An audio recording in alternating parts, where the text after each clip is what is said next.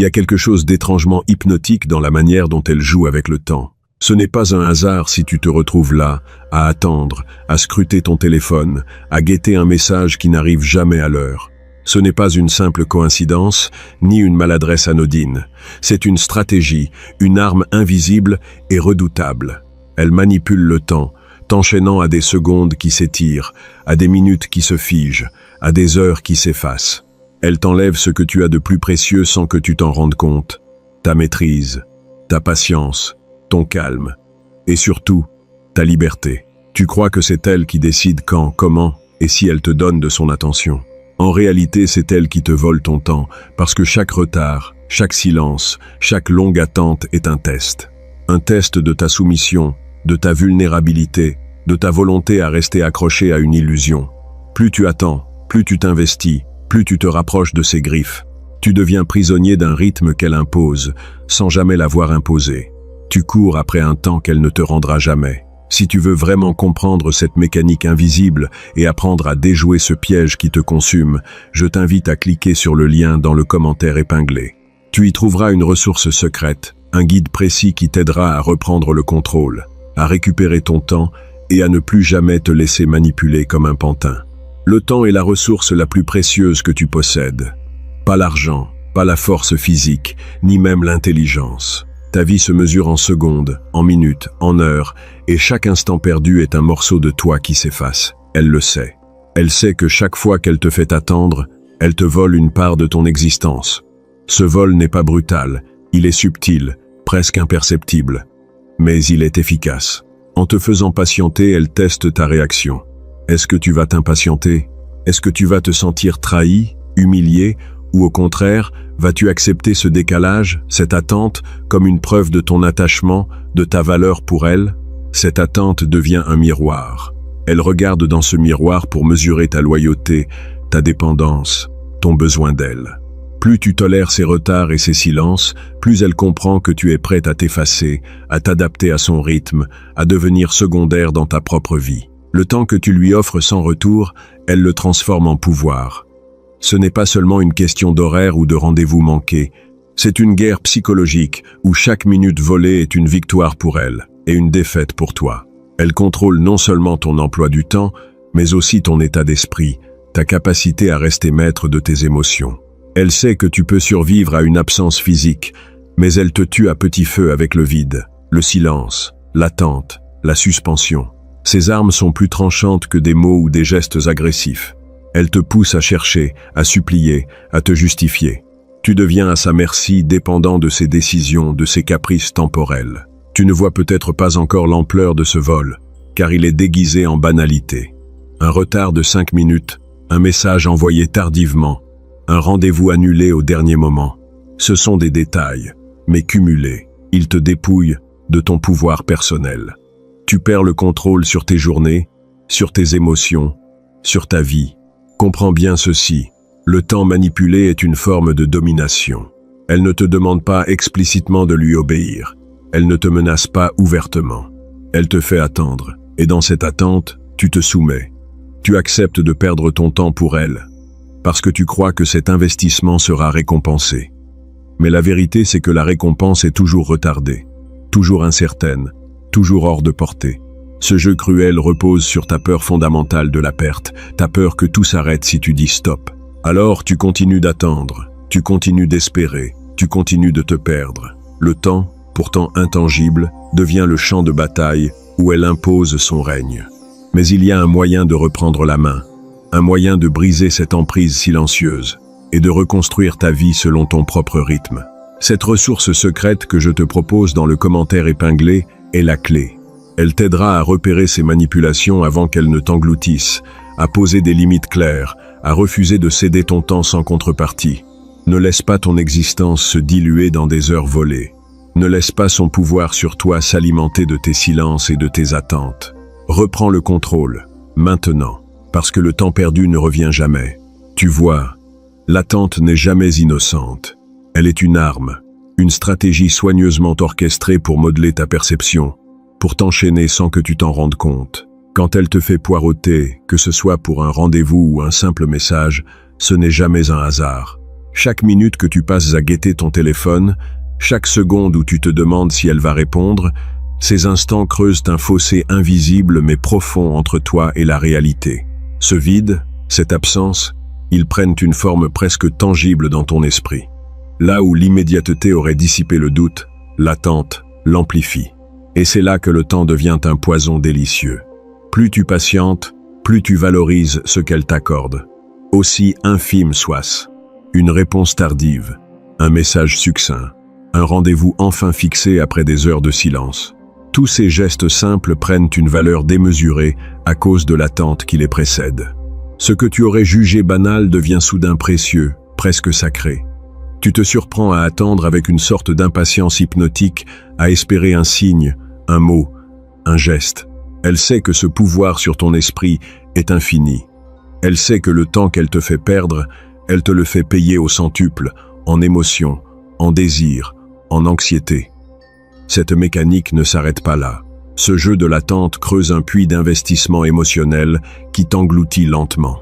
Plus tu laisses filer les heures, plus tu te livres sans t'en apercevoir. Parce que chaque minute que tu ajoutes à ton attente, tu y mets un peu plus de toi-même, tes espoirs, tes frustrations, ta patience, ta volonté de comprendre, ta peur de perdre. Cet investissement temporel devient une sorte de monnaie invisible.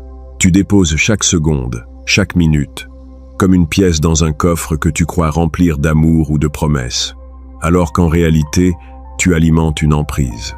Et elle regarde, elle observe. Pas seulement tes mots, mais surtout ce que tu ne dis pas, ce que tu caches derrière ton calme apparent. Elle scrute tes silences, tes réactions, cette impatience à peine contenue, cette colère sourde qu'elle sait faire naître.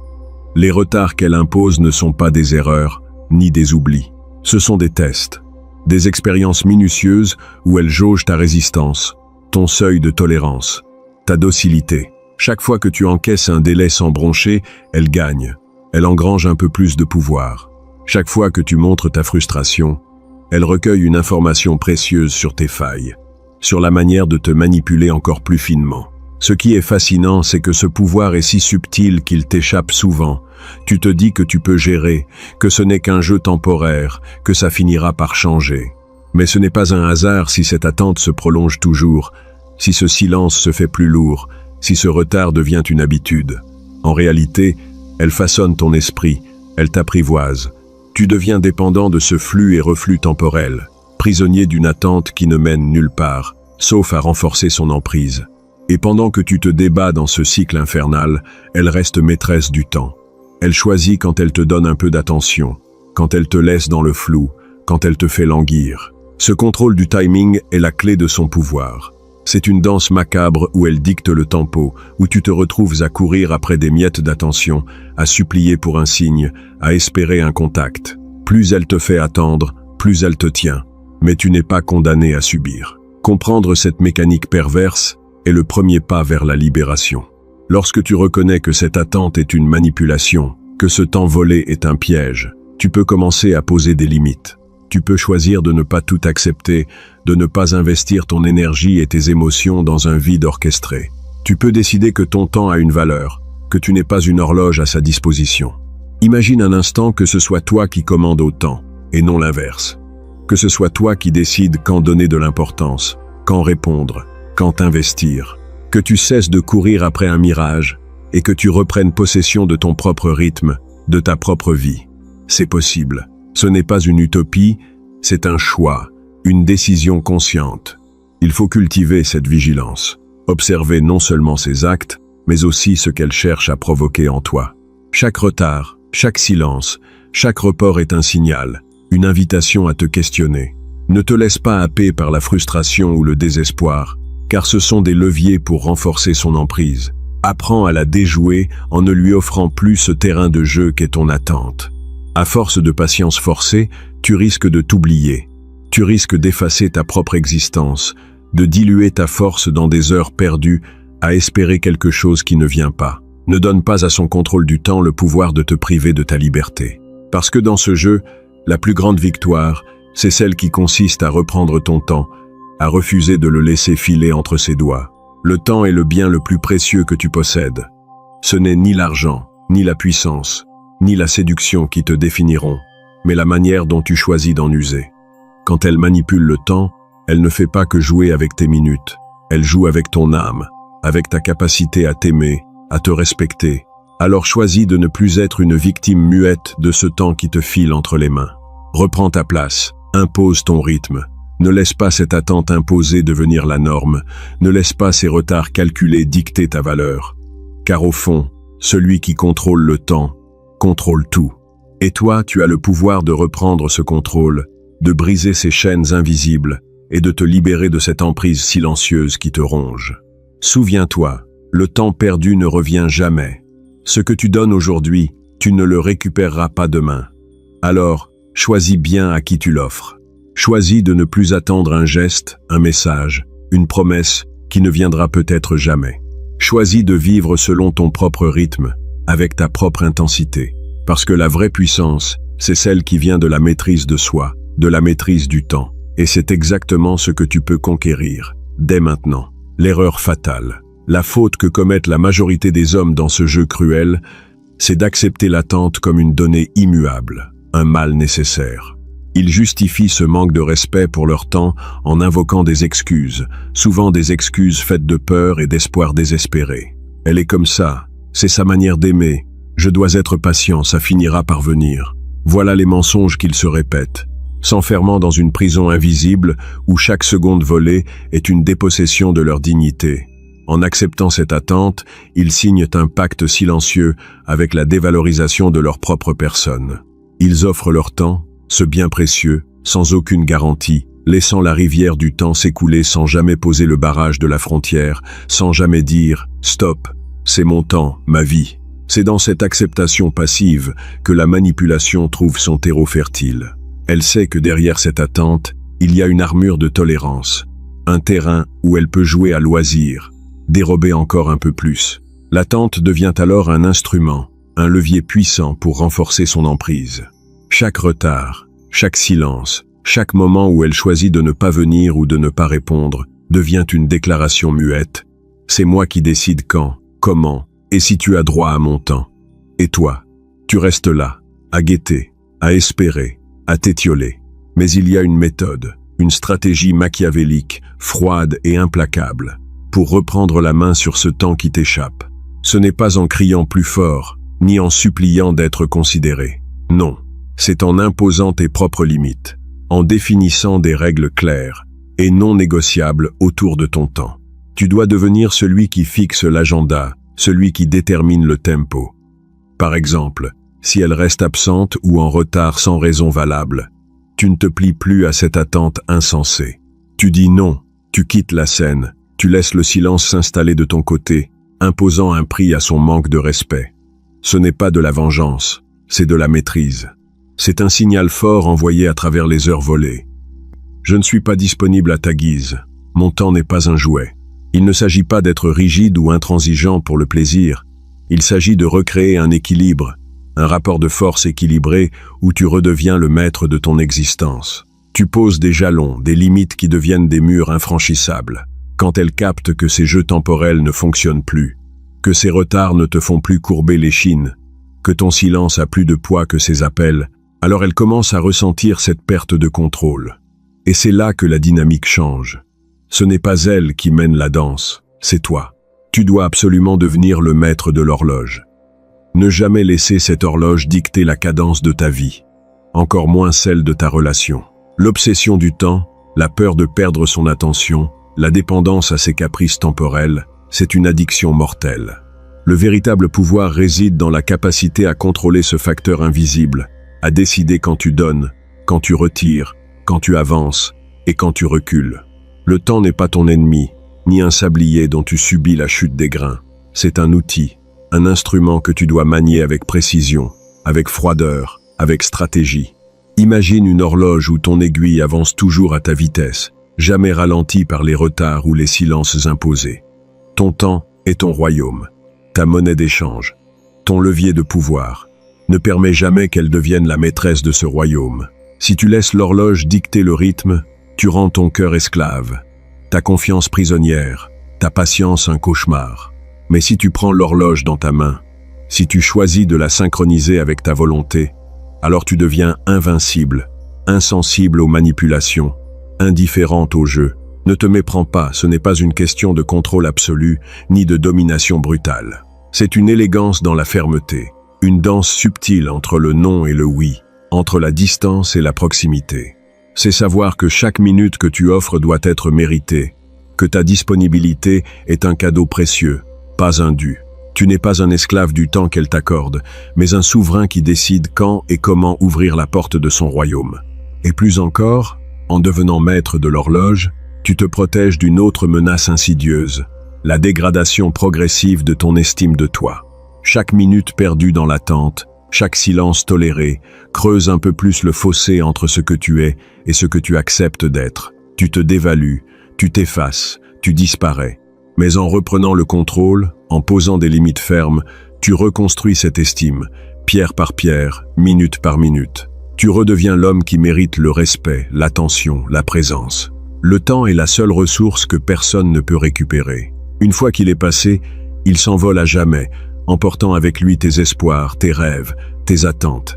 Alors ne lui laisse pas ce pouvoir de te détruire. Ne lui donne jamais la clé de ta liberté. Sois celui qui choisit, qui décide, qui impose le rythme. Car dans ce monde où tout s'accélère, où les secondes sont plus précieuses que l'or, savoir maîtriser son temps, c'est savoir maîtriser sa vie. Regarde-toi, ici et maintenant. Visualise-toi en train de poser ce point final à ces attentes injustifiées, à ces silences imposés.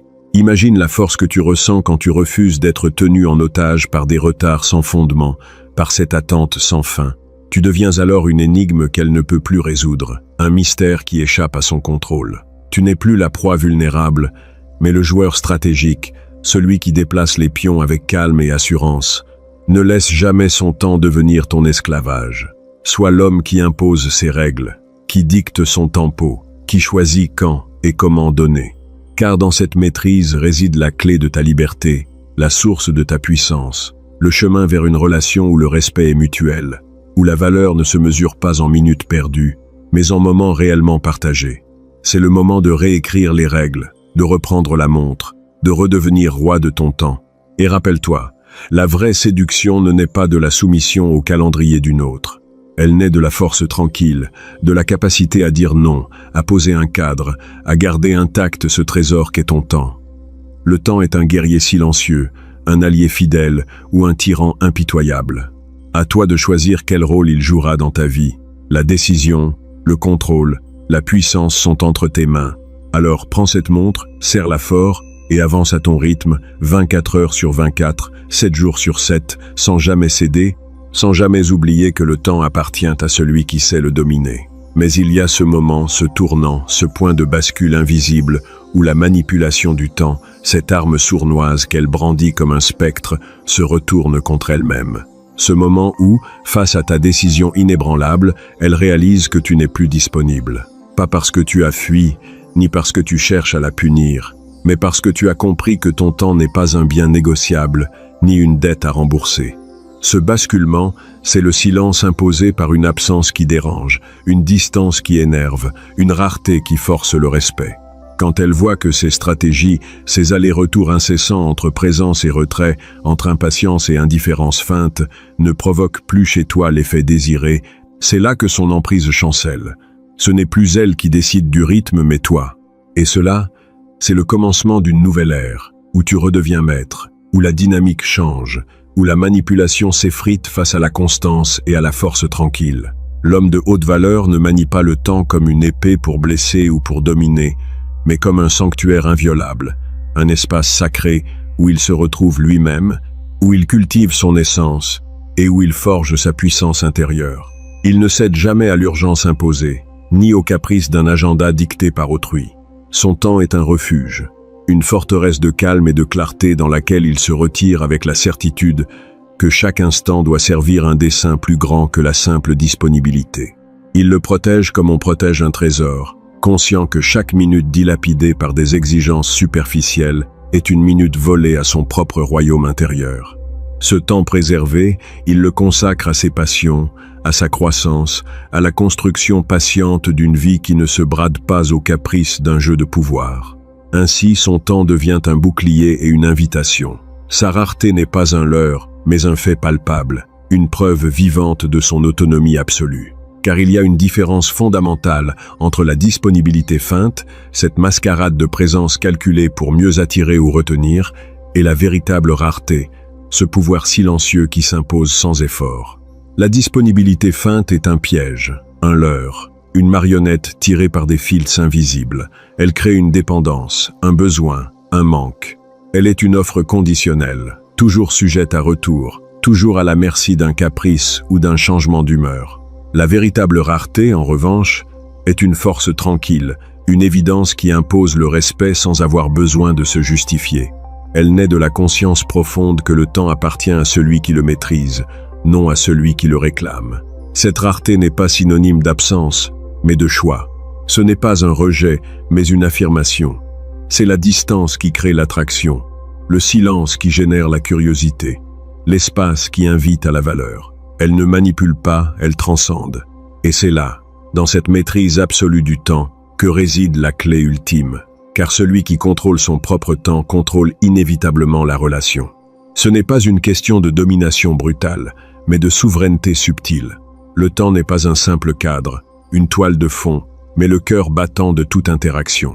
Quand tu imposes ton rythme, quand tu refuses de te laisser happer par l'inconstance d'un jeu extérieur, tu deviens le centre, l'axe autour duquel tout gravite. À ce moment précis, tu n'es plus une cible, ni un pion, mais un acteur puissant, un stratège capable d'influencer sans jamais perdre son essence. La relation elle-même change de nature. Elle devient un échange équilibré, un dialogue entre égaux où la valeur n'est plus une monnaie d'échange, mais une qualité intrinsèque. Au fond, le temps est la monnaie la plus précieuse que nous possédons. Ni l'argent, ni le pouvoir, ni la séduction ne peuvent remplacer cette richesse intangible qu'est la maîtrise des instants qui composent notre existence. En donnant ton temps à quelqu'un, tu lui accordes bien plus que de la présence. Tu lui offres une part de toi-même, un fragment de ta vie. C'est pourquoi céder ce temps sans discernement, sans conscience, c'est se perdre dans un labyrinthe d'illusions et de frustrations. Mais savoir dire non, savoir poser ses limites, savoir préserver ce sanctuaire, c'est s'élever au-dessus du jeu, c'est reprendre le contrôle de son destin. C'est faire de chaque seconde un acte de volonté, un choix affirmé. Alors, regarde cette montre qui tourne inlassablement, ce sablier où les grains de sable s'écoulent sans retour. Ne la laisse pas devenir une chaîne invisible, un carcan qui te lie à des attentes extérieures. Prends-la entre tes mains, serre-la, sens le poids de chaque instant, puis décide. Décide de qui mérite ton temps. Décide de la valeur que tu accordes à chaque relation. Décide de la fréquence à laquelle tu t'autorises à être présent. Car en fin de compte, la vraie liberté ne naît pas de l'absence ou de la fuite, mais de la maîtrise absolue de ce bien unique et insaisissable qu'est le temps. Et peut-être qu'à partir de ce moment, quand tu cesseras d'être disponible comme un esclave des horloges d'autrui, tu découvriras un nouveau pouvoir, plus profond et plus durable que toutes les stratégies de manipulation réunies. Un pouvoir qui ne s'achète pas, ne se mendie pas, ne s'impose pas, mais qui s'impose de lui-même. Le pouvoir d'être maître de ta propre vie, de tes propres choix, et inévitablement, de tes propres relations. Le temps est un champ de bataille invisible, un théâtre d'ombre où se joue la lutte la plus intime. Ceux qui s'y perdent deviennent esclaves, ceux qui l'embrassent deviennent souverains. Alors, choisis ta voie. Marche avec la certitude que le temps est ton allié le plus fidèle, ton plus grand levier, ton ultime conquête, car dans ce contrôle réside la promesse d'une vie vécue selon tes règles, un royaume où tu es roi, et la relation que tu bâtis n'est plus une prison, mais un espace d'échange authentique, équilibré et respectueux. Ne laisse jamais personne voler ton temps sans combat. Ne laisse jamais la montre décider pour toi.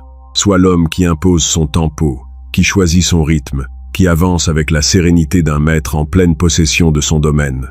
Car seul celui qui contrôle son temps contrôle tout. Et c'est là, dans cette maîtrise silencieuse, que réside la véritable puissance. Le piège de l'attente est l'un des plus subtils, des plus corrosifs. Tu crois tenir le temps entre tes mains, tu le laisses s'étirer, t'étirer comme un élastique, en espérant qu'elle finira par apparaître, qu'elle cessera de jouer avec toi. Chaque minute que tu passes à l'attendre est une minute volée à ta propre existence, une minute où tu t'effaces un peu plus, où ta présence se dilue dans l'ombre de son absence. C'est dans ce vide que ton estime de toi se fissure sans bruit, sans éclat. L'attente n'est jamais neutre. Elle est une morsure lente, une usure qui ronge le respect que tu te portes, une prison invisible où tu deviens le gardien de ta propre captivité. Tu t'imagines être patient, loyal, investi. Mais en vérité, tu donnes un signal clair. Tu es disponible, vulnérable, démuni. Et elle savoure ce pouvoir, cette supériorité douce amère que lui confère cette attente. Elle manipule le temps comme un sculpteur façonne une œuvre. Elle étire les secondes, retarde les rendez-vous, change l'agenda, et pendant que tu comptes les minutes, elle compte tes faiblesses. Ce qui te semble un simple délai est en réalité une épreuve, un test silencieux pour mesurer ta dépendance, ta capacité à te soumettre. Chaque moment d'attente est une leçon qu'elle t'enseigne sans un mot. Tes priorités ne sont pas les tiennes, ton temps ne t'appartient plus. Mais au-delà de cette dynamique destructrice, il y a un autre regard, plus froid, plus calculateur, que l'homme machiavélique porte sur le temps que la femme lui accorde. Cet homme-là ne se contente pas de subir ou de fuir l'attente. Il observe, il écoute le silence entre les battements de l'horloge. Il décortique ses instants pour comprendre ses propres failles émotionnelles, ses zones d'ombre trop longtemps ignorées. Il sait que le temps qu'elle lui donne ou lui refuse est une fenêtre, un miroir déformant mais révélateur. Il scrute ses moments d'absence pour déceler ses faiblesses, cette peur de perdre, cette angoisse de l'abandon, cette impatience qui trahit un besoin d'approbation. Il transforme la douleur de l'attente en une source d'apprentissage. Il ne s'enferme pas dans la douleur, il l'analyse, il la déconstruit, il la maîtrise. Ce n'est pas une bataille contre le temps, c'est un duel contre lui-même. Car le véritable adversaire n'est pas la femme qui manipule les aiguilles, mais l'homme qui ne contrôle pas ses émotions, qui se laisse dominer par ses propres faiblesses. Dans ce jeu d'ombre et de lumière, le temps ne se confond pas avec une arme dirigée contre toi. Ce n'est pas un ennemi à abattre ou un voleur à pourchasser. Le temps est un miroir impitoyable, qui te renvoie la vérité nue de ta dépendance affective. Ce que tu crois être une lutte extérieure est en réalité une confrontation intérieure. Ta capacité à gérer le temps, à ne pas te laisser happer par l'attente, à ne pas perdre pied dans le silence de ses retards, révèle où tu en es dans ta maîtrise de toi-même. Si tu te perds dans le temps, si tu laisses son rythme dicter le tien, alors tu te dévoiles, tu te fragilises. Ce miroir te montre que tu es encore prisonnier d'un besoin, d'une peur, d'un manque. Mais si tu sais regarder ce reflet sans détour, sans déni, alors tu peux commencer à reconstruire ta relation avec toi-même. Le temps cesse d'être une menace pour devenir un révélateur, une occasion de grandir, d'affirmer ta valeur. Tu comprends que la vraie puissance n'est pas dans la domination de l'autre, mais dans la souveraineté sur ta propre vie. Alors, choisis d'être cet homme-là. Celui qui ne se laisse pas piéger par le tic-tac d'une montre manipulée, celui qui ne confond jamais son estime avec les retards ou les silences imposés. Apprends à déceler dans le temps que l'autre t'accorde, non pas une faveur ou un cadeau, mais un test, un défi. Ce défi, c'est celui de ton indépendance, de ton équilibre, de ta capacité à dire non à la dépendance. Ce défi, tu peux le relever, car il est la clé de ta liberté. Ne te laisse pas emprisonner dans l'attente. Ne laisse pas le temps s'échapper, filer entre tes doigts comme un sable insaisissable. Sois l'homme qui impose sa cadence, qui sait quand avancer, quand reculer, quand poser la limite infranchissable.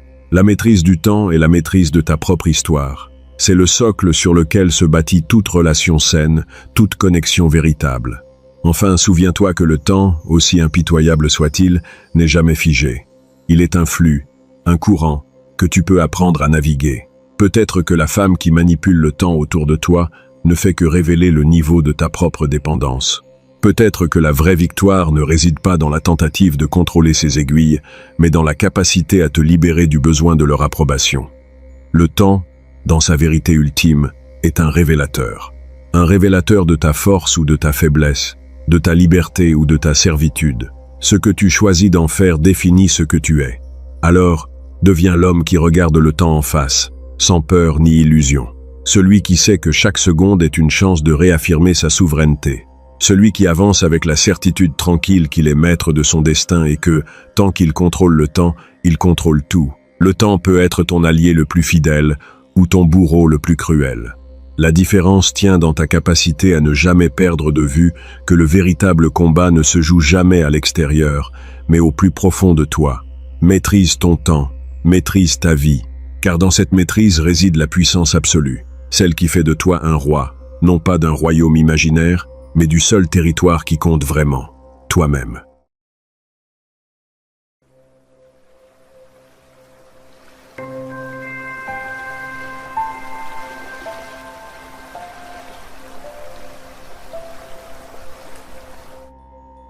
Il y a une force invisible, insaisissable, qui danse entre les paroles. Un espace où le bruit se retire pour céder la place à un autre langage plus ancien, plus puissant.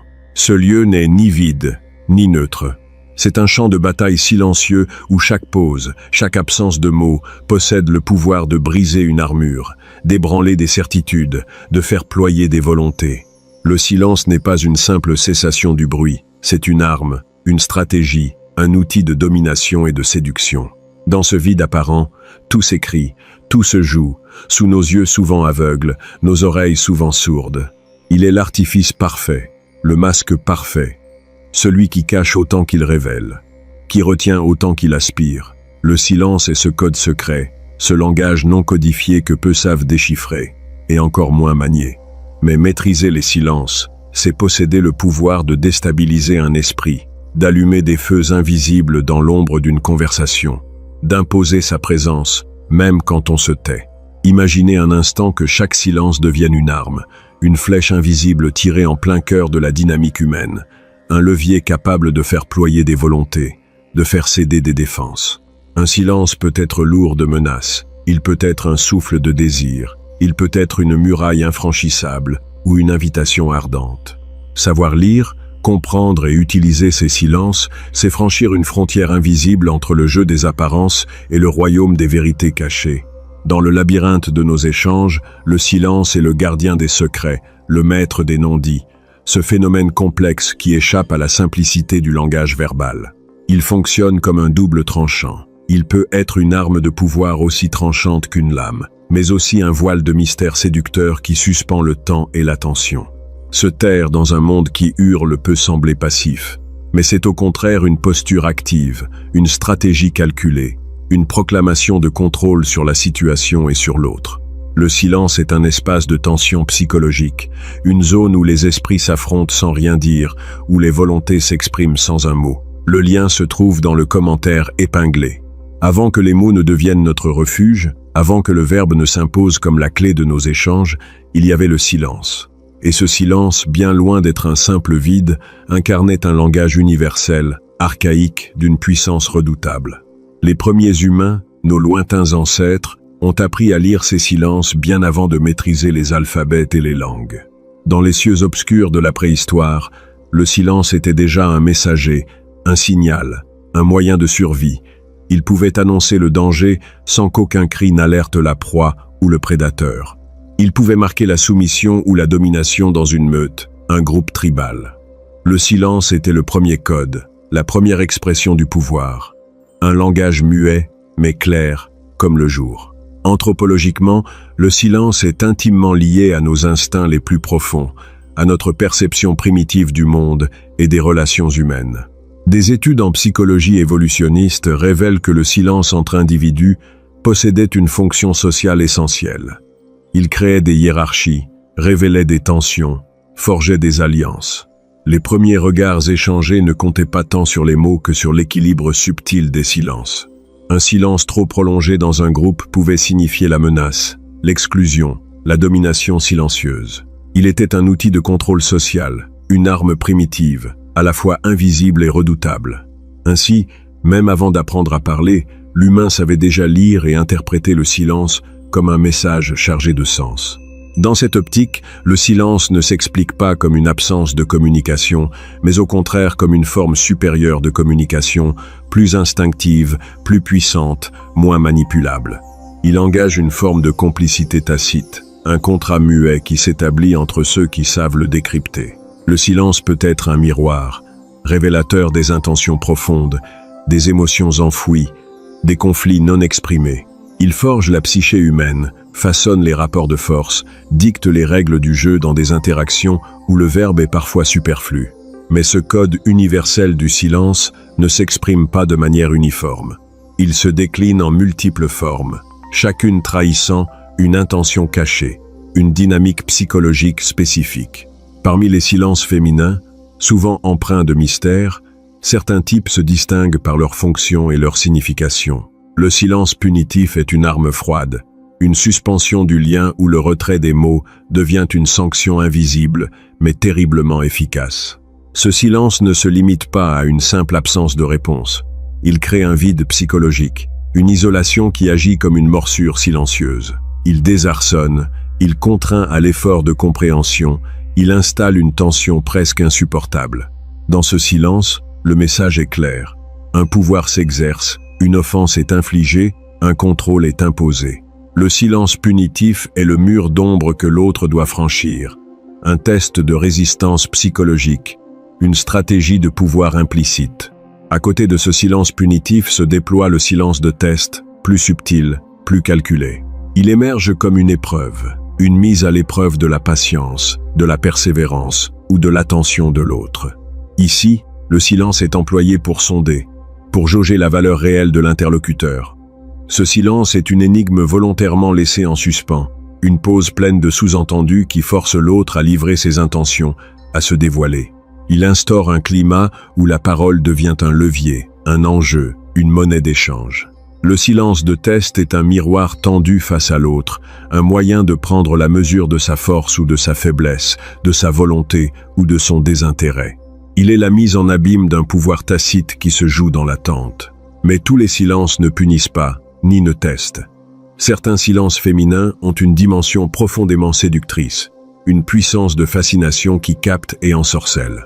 Le silence de séduction est un rythme, une danse lente entre le dire et le taire, un jeu d'équilibre qui maintient l'attention en éveil. Ce silence-là est chargé d'attentes, de promesses, de désirs tus. Il agit comme un voile fin qui cache des intentions sans les révéler complètement, qui crée une tension électrique entre celui qui écoute et celle qui se tait. Le silence de séduction est une invitation muette, une invitation à chercher, à deviner, à s'approcher. Il est la force magnétique du non-dit, cet espace où l'imagination s'emballe, où les esprits s'embrasent sans un mot. Ce silence est un levier de pouvoir, car il détient le contrôle du jeu, il dicte le rythme du rapprochement, il choisit le moment de la révélation. Enfin, il existe le silence de retrait stratégique, un silence choisi, délibéré, destiné à se protéger, à se préserver ou à prendre le contrôle à distance. Ce silence n'est pas une fuite, ni une punition, mais un acte de puissance, une manière de s'extraire d'une dynamique toxique ou déséquilibrée. Par ce retrait du discours, par cette mise en jachère volontaire de la parole, elle impose une nouvelle règle du jeu. Elle réaffirme son territoire psychologique. Ce silence crée un espace de réflexion, une pause nécessaire pour réévaluer les forces en présence. Paradoxalement, ce retrait silencieux peut devenir le point de bascule, le moment où le pouvoir change de main, où la partie se réinvente. Il exprime une maîtrise rare, un contrôle sur ses propres émotions, un refus de la manipulation verbale. Dans cette posture, le silence devient une forteresse, un bouclier invisible, une arme dissuasive. Ainsi, chaque silence féminin, loin d'être une simple absence, est un message codé, une arme psychologique, une clé pour déverrouiller les mystères d'un esprit. Le silence n'est pas un espace neutre, passif ou anodin, il est au contraire un levier complexe, d'une richesse insoupçonnée. Plus qu'un simple manque de mots, il est une présence puissante, une déclaration implicite, une stratégie consciente ou inconsciente. Apprendre à décrypter ces silences, c'est pénétrer un univers où chaque pause, chaque soupir, chaque absence de son porte une charge émotionnelle et psychologique intense. C'est s'armer d'une connaissance précieuse, d'un pouvoir subtil qui s'exerce dans l'ombre, 24 heures sur 24, 7 jours sur 7, dans les méandres de l'âme humaine. Il y a dans l'absence, dans ce vide que crée un silence féminin, une mécanique profonde qui agit sur le cerveau masculin comme un levier invisible, mais d'une puissance implacable. Quand une femme choisit de se taire, elle n'offre pas simplement un moment de calme, elle manipule les circuits neuronaux, orchestre une danse chimique, déclenche une tempête intérieure. Parce que le cerveau masculin n'est pas câblé pour la transparence dans la communication émotionnelle. Au contraire, il refuse l'inconnu, il fuit le vide. Et le silence, précisément, c'est cet abîme d'incertitude qui s'immisce dans chaque recoin de l'esprit. Cette incertitude est plus qu'un simple manque d'information. Elle active une réponse biologique primordiale, enracinée dans la survie, où l'absence d'indication claire est interprétée inconsciemment comme une menace. Le cortisol, cette hormone du stress, se libère, circulant à travers le sang comme une alerte rouge d'urgence permanente. Le cerveau, incapable de résoudre l'énigme du silence, entre en mode obsessionnel, passant en boucle les dernières interactions, tentant fébrilement de décrypter un message caché, un signe, un indice qui pourrait apaiser cette pression croissante. C'est une torture mentale insidieuse qui ronge la patience et amplifie le désir, parce que dans le silence féminin réside un pouvoir silencieux de contrôle, un pouvoir qui agit 24 heures sur 24, 7 jours sur 7, dans l'ombre des pensées. Mais ce n'est pas tout. Le silence est aussi une arme redoutable de réécriture de la réalité. Lorsqu'elle se tait, la femme stratégique crée un espace mental où le doute s'installe sans résistance. Le manque de réponse n'est pas seulement un vide, c'est une négation implicite de ta réalité subjective. Par ce silence, elle pratique un gaslighting discret, subtil, qui érode tes certitudes. Tu te retrouves à remettre en question ce que tu pensais acquis, à t'interroger sur tes propres perceptions. As-tu vraiment dit ce que tu crois avoir dit? As-tu mal interprété ces gestes, ces mots? Ce doute s'installe sournoisement, et dans cette brèche, elle prend le contrôle. Le silence devient alors le miroir déformant où ta réalité se reflète sous un jour incertain. Ce miroir brisé te pousse à chercher désespérément une validation extérieure, une confirmation légitime qui te rassure. Mais l'absence de cette approbation ne fait qu'intensifier ton besoin, déclenchant une quête frénétique et souvent inconsciente. En cherchant à combler ce vide, tu deviens vulnérable, prêt à céder plus facilement à ses désirs, à ses conditions, à ses manipulations. Le silence est ainsi une stratégie de domination douce, une orchestration psychologique où l'absence est plus puissante que la présence, où le non-dit pèse plus lourd que n'importe quelle parole. Dans les premières phases de la séduction, cette mécanique du silence se déploie avec une précision chirurgicale. Après un rendez-vous réussi, lorsqu'elle ne répond pas immédiatement, le silence devient un champ de bataille invisible où s'affrontent tes attentes et son contrôle. Ce silence calculé après un moment partagé intense, c'est un message codé non verbal, une invitation à l'anticipation, un jeu cruel de retardement. Tu ressens ce vide, cette absence comme une tension électrique qui grandit, une attente qui se transforme en obsession. Chaque minute qui s'écoule sans réponse devient un test de ta patience, un challenge implicite à dominer ton propre désir. Entre les échanges de messages, ce silence est une pause stratégique, un intervalle où elle laisse l'imagination prendre le dessus, où elle laisse le terrain libre à l'élaboration fantasmatique. Dans cet espace, la tension érotique se construit, s'amplifie dans le creux du manque. Ce n'est pas une simple absence de mots, c'est une construction méthodique d'un désir qui s'installe, qui s'enracine dans l'incertitude, qui pousse à l'attente fébrile d'un prochain signe de vie. Ce jeu du silence, si bien maîtrisé, transforme la séduction en une danse de pouvoir où chaque temps de pause est un coup d'avance, un levier pour renforcer l'attraction. Ainsi, le silence féminin n'est jamais vide. Il est saturé de signification, d'intention, de contrôle. Il déclenche dans le cerveau masculin une tempête chimique et mentale où le cortisol et l'incertitude façonnent une obsession qui travaille 24 heures sur 24, 7 jours sur 7. Par le silence, elle te fait douter de ta propre réalité, te pousse à chercher une validation qui ne vient pas, te plaçant dans une position de faiblesse psychologique. Et dans les premiers instants de la séduction, ce silence devient un outil puissant pour créer un désir exacerbé, une tension presque insoutenable, qui te rend dépendant de son prochain mot, de son prochain acte. Tu es alors pris dans un jeu où le non-dit règne en maître absolu, et où la plus grande arme de séduction est ce vide que tu ne peux combler qu'à son rythme, selon ses règles. Le lien se trouve dans le commentaire épinglé. Le silence, dans le théâtre obscur de la séduction, n'est jamais une simple absence de mots. Il incarne une arme aux multiples facettes, un levier de pouvoir qui, quand il est manié avec maîtrise, peut tordre la psyché de l'autre à volonté.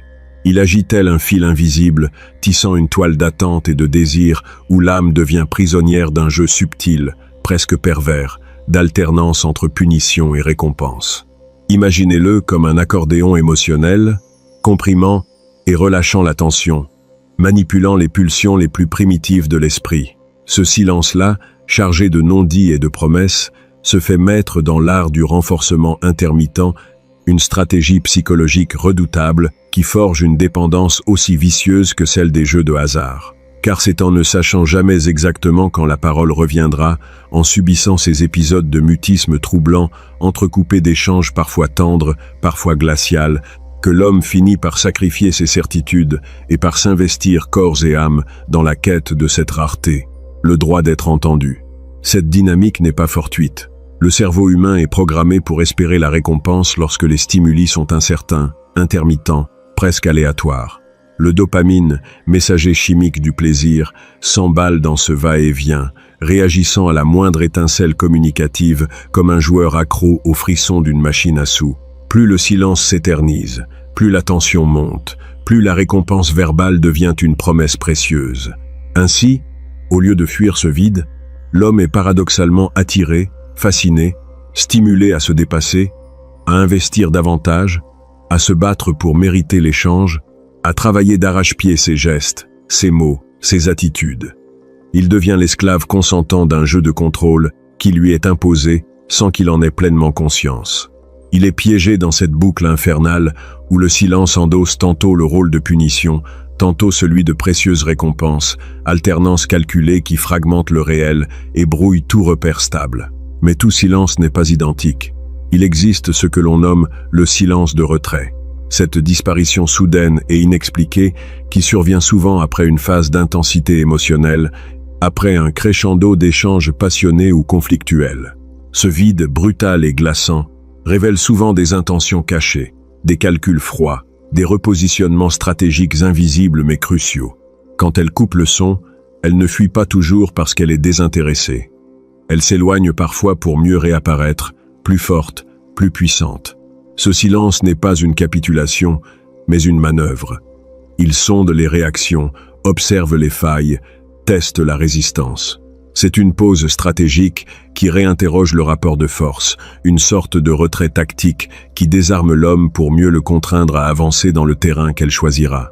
Mais ce n'est pas un jeu sans risque. Tous ces silences dissimulent un double langage, une ambiguïté terrifiante où il faut être capable de déchiffrer ce qui se cache derrière l'absence. Le défi pour l'homme est alors de distinguer le silence de désintérêt, celui qui signifie un abandon, une fermeture définitive, d'un silence de repositionnement, calculé, chargé d'intention, un silence qui annonce une nouvelle phase de la partie. Le premier est un tombeau, un cimetière d'espoir où il doit tourner la page. Le second, une arène, une invitation insidieuse à prolonger le combat. Cette distinction est subtile, et seuls les esprits les plus affûtés, les plus lucides, peuvent en extraire la vérité. Il faut observer les nuances, mesurer la durée et la nature de cette absence, voir si les signaux non-verbaux persistent dans les interstices du silence. Ce moment où elle disparaît peut être lu comme un avertissement ou une mise à l'épreuve. Il est la clé pour comprendre ses intentions réelles et pour réajuster sa stratégie personnelle, éviter la défaite psychologique. Mais au-delà de cette psychologie du silence féminin, il existe un art encore plus puissant, celui du silence masculin stratégique. Ce silence-là est une arme rare, un artifice machiavélique capable de retourner la situation à son avantage. Maîtriser le silence, c'est imposer un rythme, c'est définir les règles du jeu, c'est afficher une puissance intérieure qui déstabilise. Alors que la femme, habituée depuis longtemps à dominer par l'usage intermittent du silence, se trouve soudain face à un homme qui ne cède pas à la tentation de combler le vide, qui refuse de se laisser happer par la peur du rejet ou le besoin d'attention, ce dernier crée un effet miroir dévastateur. Il devient une énigme fascinante, une présence magnétique et insaisissable, une force qui contraint à l'obsession. Ce silence masculin n'est pas passif. Il est actif, calculé, presque cruel dans son efficacité. Il impose une attente, un vide qu'elle ne maîtrise plus, un espace où l'homme règne souverain. En virant la table, en assumant ce mutisme volontaire, l'homme impose ses propres règles, fait vaciller les certitudes féminines, pousse à bout les limites du contrôle qu'elles croyaient exercer. Ce silence, s'il est conservé dans la constance, dans la justesse, dans la profondeur, devient un chant hypnotique qui attire, qui trouble, qui fait vaciller l'ordre établi.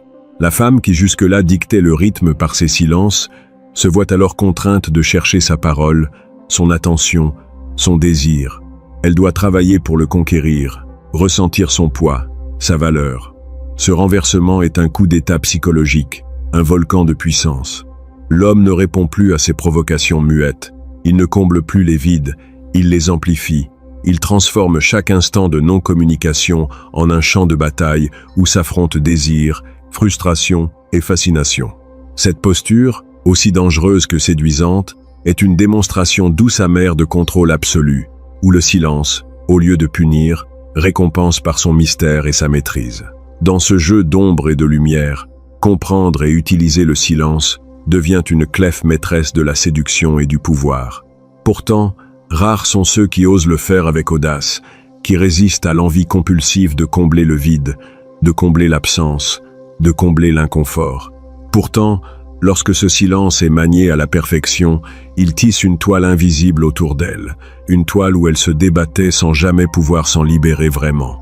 Le silence, aussi menaçant qu'enivrant, devient alors le chant du maître, la mélodie secrète qui orchestre la danse des dominants et des dominés. Le lien se trouve dans le commentaire épinglé. Ainsi se révèle la puissance du silence, cette absence qui parle plus fort que les mots.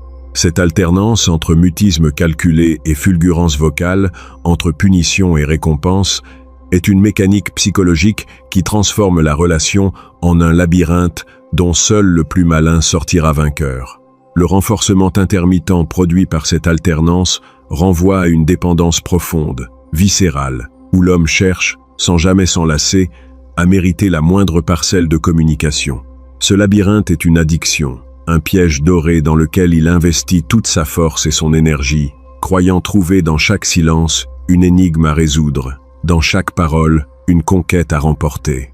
Plus il se bat, plus il s'enfonce dans ce jeu de pouvoir masqué, où la récompense est rarissime, mais d'autant plus précieuse. Quand elle disparaît soudainement après une période d'intensité, ce silence n'est pas qu'un murmure de désintérêt. C'est un signal, un message codé, une stratégie qui révèle son jeu réel. Elle se retire pour mieux régner, se replie pour mieux ressortir, teste les limites de son influence et jauge sa prise sur l'homme. Cela oblige celui-ci à observer, à analyser, à ne pas céder à la panique ou à la frustration, à retenir son impulsivité et à interpréter ce silence non pas comme une sentence, mais bien comme un défi. Il doit apprendre à différencier ce retrait stratégique du désintérêt pur, afin de ne pas jeter l'éponge prématurément et d'adapter sa réponse en conséquence. Enfin, maîtriser le silence, c'est détenir une puissance inouïe. Alors que la femme s'est longtemps servie de cette absence pour créer un ascendant, l'homme, en prenant l'initiative de ce mutisme volontaire, inverse les rôles, devient le maître du jeu. Ce silence porté par l'homme devient une fascination irrésistible, une énigme troublante qui ébranle le pouvoir féminin habituel. Il crée un vide empli de tensions, de mystères, de promesses implicites, un vide qui attire irrémédiablement, qui dompte, qui captive. Ce jeu-là est la quintessence de la séduction machiavélique, où le silence n'est ni abandon, ni faiblesse, mais une stratégie calculée, une domination silencieuse et implacable, un champ de bataille psychologique où se jouent les véritables conquêtes. Le silence devient alors la voix la plus puissante, la parole la plus redoutable, la règle d'or du pouvoir invisible et absolu. Le silence, cet espace invisible qui s'installe entre les mots, est souvent perçu comme un vide, un simple intervalle dans le flot de la parole. Pourtant, ce vide est tout sauf vide. Il regorge de significations, d'intentions dissimulées, de vérités à peine voilées. Apprendre à décrypter ces silences, c'est pénétrer dans une zone grise où se joue un théâtre d'ombre psychologique, un jeu d'échecs silencieux entre esprits affûtés. Ces micro-silences, ces respirations suspendues au cœur d'une conversation, sont autant de signaux codés, de battements de cœur qui trahissent le masque ou dévoilent l'âme. Il n'est pas rare qu'au moment même où quelqu'un se tait, ce moment subtil, presque imperceptible, il veuille dire bien plus que des phrases entières. Ces pauses, Ces silences avant que ne sorte un mensonge sont les témoins muets de la lutte intérieure entre le vrai et le fabriqué. Le cerveau, incapable d'embrasser pleinement la tromperie sans une fraction de seconde de doute, s'immobilise un instant, créant une pause. Ce léger délai, cet espace absent de mots, trahit souvent l'inconfort d'inventer une réalité alternative. Apprendre à capter ce battement suspendu, c'est s'armer d'une vigilance de tous les instants, comme un détective des non-dits, un escrimeur des absences. Mais ce silence ne révèle pas seulement mensonge ou hésitation. Il dévoile aussi l'intérêt secret, cette curiosité retenue, cette flamme qui brûle en secret derrière des paupières closes. Un regard fuyant complété par un mutisme soudain peut être un signe puissant d'une attraction dissimulée ou d'un désir contenu. Ce sont ces silences qui précèdent des gestes, des mots, des avances qui ne se dévoilent pas pleinement. Ils sont les gardiens d'un mystère, les sentinelles d'une tension palpable. Savoir lire ces silences, c'est ouvrir une fenêtre sur ce qui n'ose pas se dire, une langue muette plus éloquente que n'importe quelle parole. Mais le silence peut aussi être un signal, une déclaration sans mots exprimant la fin d'un jeu, le renoncement à un combat. Quand le silence s'installe après une série de paroles tranchantes, il peut être la capitulation tacite, l'avertissement clair que le rapport de force a changé, que le terrain est désormais celui du contrôle muet. Ce silence-là, lourd de sens, est souvent celui du triomphe silencieux, de la domination assumée qui n'a plus besoin de justification verbale. C'est une démonstration brutale d'autorité. Celui qui choisit de ne plus répondre détient la clé, impose la loi du silence. C'est un art, un pouvoir subtil qui peut briser une dynamique et faire plier celui qui cherchait à affirmer sa suprématie. Le lien se trouve dans le commentaire épinglé. Plonger plus profondément dans cette maîtrise du silence, c'est retrouver la sagesse froide des stratèges d'autrefois. Machiavel, Sun Tzu, ces esprits aux dessins obscurs, ont compris mieux que quiconque la puissance ineffable du silence dans le théâtre du pouvoir. Dans l'art de la guerre, Sun Tzu révèle que savoir quand se taire vaut bien plus que les discours inutiles. Il enseigne que le silence est une arme, un bouclier invisible, un champ de bataille immobile où le plus patient, le plus calculateur, tire les ficelles de la victoire. Machiavel, stratège de la ruse et de la manipulation, observe cette même dynamique. Le silence est la force qui ébranle les certitudes, qui fait douter l'adversaire, qui sème la confusion dans ses rangs. Dans les couloirs sombres de la politique, garder le silence est souvent la marque d'une autorité suprême. Une démonstration claire d'un homme qui ne craint pas de se faire attendre, qui impose par l'absence même de mots. Les grands hommes de pouvoir ont toujours cultivé ce silence comme un art. Ils savent que parler trop, c'est s'exposer, se livrer. Le silence, au contraire, est une forteresse, une armure invisible. C'est le geste du roi qui ne répond pas à la provocation parce qu'il sait que le silence est une réponse plus cinglante que n'importe quel cri.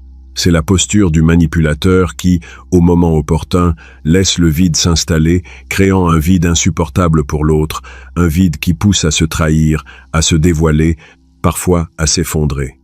Dans ce silence se dessine la carte du pouvoir. Une stratégie implacable qui use du non-dit comme on manie une épée. Ce silence orchestré, cette absence calculée de mots, est parfois la dernière frontière entre la maîtrise et la défaite. Il est la voix de ceux qui savent que dans le tumulte des paroles, le véritable contrôle réside dans la retenue. Ceux qui brandissent le silence comme une arme, ceux qui le tissent comme un filet invisible autour de leurs interlocuteurs, créent une tension que nul ne peut supporter indéfiniment. Et dans ce jeu cruel, le silence devient l'expression la plus pure d'une domination sans éclat, un poison lent qui s'insinue et détruit de l'intérieur. En conclusion, ce voyage au cœur du silence nous révèle que ce que nous croyons être le vide est en réalité la trame même du pouvoir. Le silence, loin d'être une absence, est une présence assourdissante, un poids qui écrase, un souffle qui étouffe. Il est la clé d'une psychologie complexe. Un levier sur lequel appuyer pour faire vaciller les certitudes, pour imposer sa volonté sans jamais lever la voix. Apprendre à décrypter ces silences, à lire les pauses fugaces, à répliquer par l'absence de mots, c'est entrer dans une danse obscure où le vrai pouvoir ne se montre pas mais se ressent. C'est comprendre que la force ne réside pas dans ce qui est dit, mais dans ce qui est tu. Ainsi, dans ce monde où le bruit envahit chaque instant, le silence s'impose comme le dernier refuge de celui qui détient la maîtrise. Ceux qui comprennent cela Ceux qui s'approprient ce langage muet détiennent un atout que même les plus bruyants ne peuvent contester. Ce n'est pas le verbe qui construit les empires, ni le discours qui façonne les destinées, mais ce souffle suspendu, ce vide chargé de promesses et de menaces à la fois. Le silence est la souveraineté ultime, la preuve irréfutable que l'on peut contrôler l'espace, le temps et surtout l'esprit d'un autre, sans jamais prononcer un seul mot. C'est dans ce mutisme stratégique que réside la vérité la plus cruelle et la plus fascinante. Le pouvoir se déploie dans l'espace entre les sons, dans le poids des absences, dans le calme avant la tempête.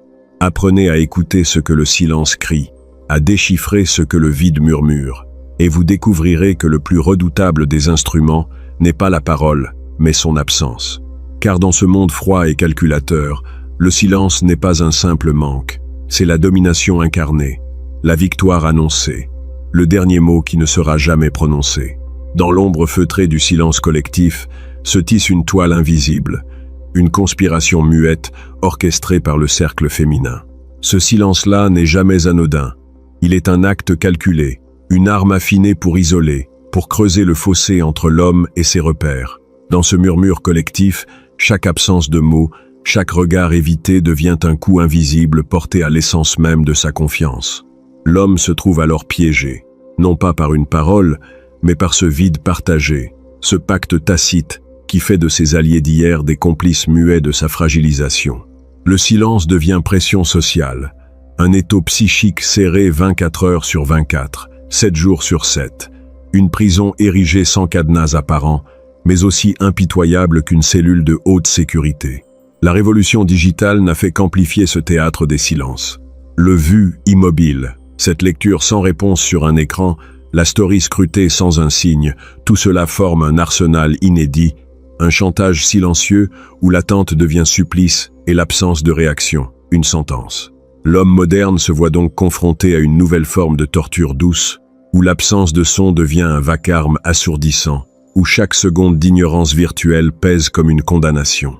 Pourtant, un homme éveillé ne s'enferme pas dans cette spirale de frustration. Il reconnaît ces silences numériques pour ce qu'ils sont, des pièges destinés à le dérober à lui-même. Il ne cède pas à la tentation du désarroi, ni à celle de la réplique effrénée. Il observe, imperturbable, et choisit le détachement royal. Dans cette posture, il transforme le vide en force, le silence en une sorte de dialogue secret où c'est lui qui tient les rênes.